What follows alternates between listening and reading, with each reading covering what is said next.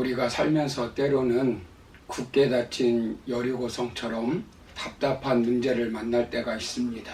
그때 여러분들은 그 문제를 어떻게 해결합니까? 본문은 우리가 문제를 만났을 때 어떻게 해결해야 하는가를 교훈하고 있습니다. 그렇다면 우리는 어떻게 우리 앞에 놓여 있는 크고 작은 여리고성 같은 문제를 해결하고 하나님께서 허락하신 가나안 땅에 들어갈 수 있을까요? 먼저는 굳게 닫힌 문에 흔들리지 말고 문을 열어주시는 하나님께서 맡겨준 사명에 집중해야 되고, 두 번째는 하나님의 뜻대로 전략을 세워 정복해야 한다라고 지난 시간에 말씀드렸습니다. 오늘 마지막으로 한 가지 더 살펴볼 것은 우리는 하나님의 뜻에 순종함으로 여리고성을 무너뜨려야 합니다.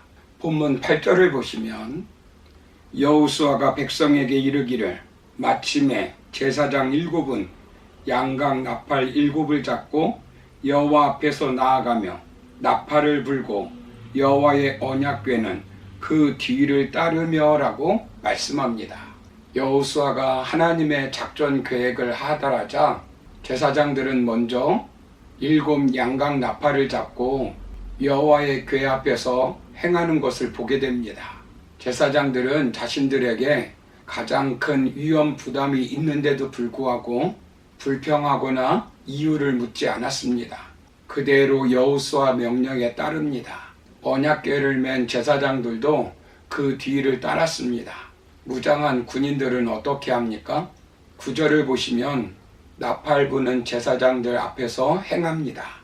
그리고 후군은 뒤에서 행합니다. 10절을 보시면 백성들은 침묵 시위를 합니다. 둘째 날도 마찬가지입니다. 12절을 보시면 아침 일찍 일어나는 것을 보게 됩니다.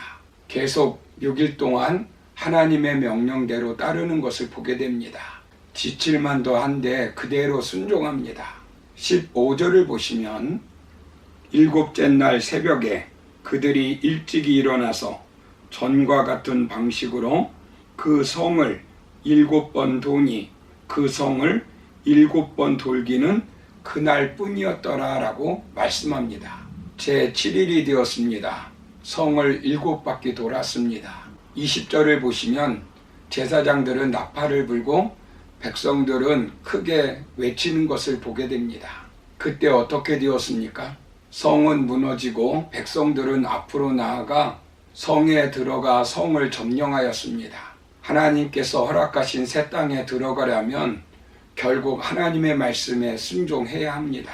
순종함으로 결국 우리 인생의 여리고성을 무너뜨리고 영적 전쟁에서 승리할 수 있습니다. 하나님은 100% 순종을 요구합니다. 말씀을 앞세우고 무식하고 현실적이지 않은 것 같지만 성실하게 하루 이틀 돌다 보면 여리고성은 무너지게 되어 있습니다. 왜냐하면 이 일은 하나님의 일이기 때문입니다. 말씀을 앞세우고 묵묵히 걸어가야 합니다. 물러갈 수 없습니다. 물러가면 광야로 다시 돌아가야 합니다. 일이 잘 안 된다고 장애물이 많다고 원망하고 불평하지 말아야 합니다. 지난 40년 동안 이스라엘 백성들이 그렇게 하다가 광야에서 다 죽었습니다. 좋은 차는 소리가 나지 않는 법입니다. 좋은 교회도 여리고성을 만날 때 시끄럽지 않습니다. 좋은 기계들은 최고로 좋을 때 엔진 소리가 들리지 않습니다. 좋은 교회가 되려면 잡다한 소리가 들리지 않아야 합니다. 침묵 시위를 하면 아무것도 안 될 것 같지만 말씀 붙들고 약속 붙들고 나가면 그 순종을 보시고 하나님께서 위대한 일을 행하십니다. 이러한 환경 속에서 모든 것을 접어두고 순종하는 이스라엘 백성들이 얼마나 하나님의 마음을 흡족하게 했겠습니까? 여리고성 사람들은 미쳤다고 했었을 것입니다. 안 믿는 사람들은 우리를 보고 이상하다고 할 수 있습니다. 그러나 어떤 위기 앞에서도 떠들지 말고 조용히 하나님을 따르는 모습을 보면 여리고성 같은 강팍한 마음도 녹아지게 되어 있습니다. 마귀는 숫자를 두려워하는 것이 아닙니다. 하나님의 말씀을 앞세우고 조용히 따르는 사람을 두려워합니다. 하나님의 작전 계획을 아는 사람들은 이미 승리하는 방법을 알고 있는 것입니다. 그러므로 조용히 따르기만 하면 되는 것입니다. 높은 산을 오르는 것도 한 걸음부터 시작해서 오르는 것입니다. 우리가 말씀을 믿고 나아가다 보면 무엇인가 이루어지게 되는데 뒤를 돌아보면 한 걸음 한 걸음이 쌓여서 기적이라는 큰 그림으로 걸려 있는 것입니다. 언약궤를 메는 사람은 언약궤를 메고 자신의 자리에서 순종합니다. 나팔 부는 사람은 나팔을 들고 순종하고, 무기를 든 사람은 무기를 들고 순종하고, 소리를 지르는 사람은 소리를 지르면 됩니다. 하루에 한 번씩 도는 것입니다. 서두를 필요가 없습니다.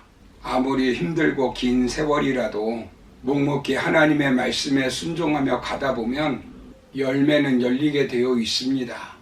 우리가 땅콩을 먹으려면 껍질부터 까야 합니다. 하나님은 바로 여리고성을 무너뜨리지 않습니다. 7일 동안 모든 위험과 조롱을 무릅쓴 그들의 한 걸음 한 걸음 순종의 발길을 통해 여리고성을 무너뜨려 주었습니다. 예수님은 악하고 게으른 종을 향해 마태복음 25장 26절에서 이렇게 말씀합니다. 나는 심지 않은 데서 거두고 해치지 않은 데서 모으는 줄로 네가 알았느냐. 자꾸 순종 없는 미신적 신앙으로 우리의 신앙을 합리화하려고 하면 안 됩니다. 하나님의 때를 기다리며 자신의 뜻대로 하려고 하면 안 됩니다. 그러면 결국 마귀의 술수에 빠져드는 것입니다. 7일이라는 시간이 여리고를 점령하는 데 필요한 시간입니다. 이스라엘 백성들이 이렇게 되기까지 40년을 기다렸습니다. 순종을 모르는 사람일수록 말씀을 이해하지 못하고 불평하는 사람들이 많습니다. 그들은 광야에서 사사건건 하나님과 모세와 부딪혔습니다. 이유를 달고 원망하고 하나님의 뜻보다는 자신들의 뜻을 앞세웠습니다. 외치라고 할 때 외치면 기적이 일어나는 것입니다. 교회 안에 여리고성이 있습니다. 교회 밖에 여리고성이 있습니다. 내 안에 여리고성이 있습니다. 내 밖에 여리고성이 있습니다. 여리고성이 우리의 장애물입니다. 여리고성 앞에 있는 이스라엘 백성들처럼 우리도 순종해야 합니다. 풀어주시는 하나님을 믿어야 합니다. 여리고성만 보며 두려워하지 말고 여리고성을 무너뜨리는 하나님을 믿음으로 여리고성을 무너뜨려야 합니다. 내 뜻이 아니라 하나님의 뜻에 순종함으로 여리고성을 무너뜨려야 합니다. 사랑하는 성도 여러분, 하나님의 뜻에 순종하는 것이 하나님의 뜻을 이루는 유일한 방법입니다. 허락한 새 땅에 들어가려면 먼저는 순종하는 자세가 있어야 합니다. 허락한 새 땅에 들어가려면 굳게 닫힌 문에 집착하지 말고 하나님의 말씀을 앞세우고 묵묵히 순종하면 우리의 여리고성은 무너질 줄로 믿습니다. 그러므로 약속의 땅, 가나안 땅에 들어가기 위해서 우리는 불평하고 원망하지 말고 하나님의 뜻에 순종함으로 여리고성을 무너뜨리는 저와 여러분의 삶이 되기를 주님의 이름으로 축원합니다. 감사합니다.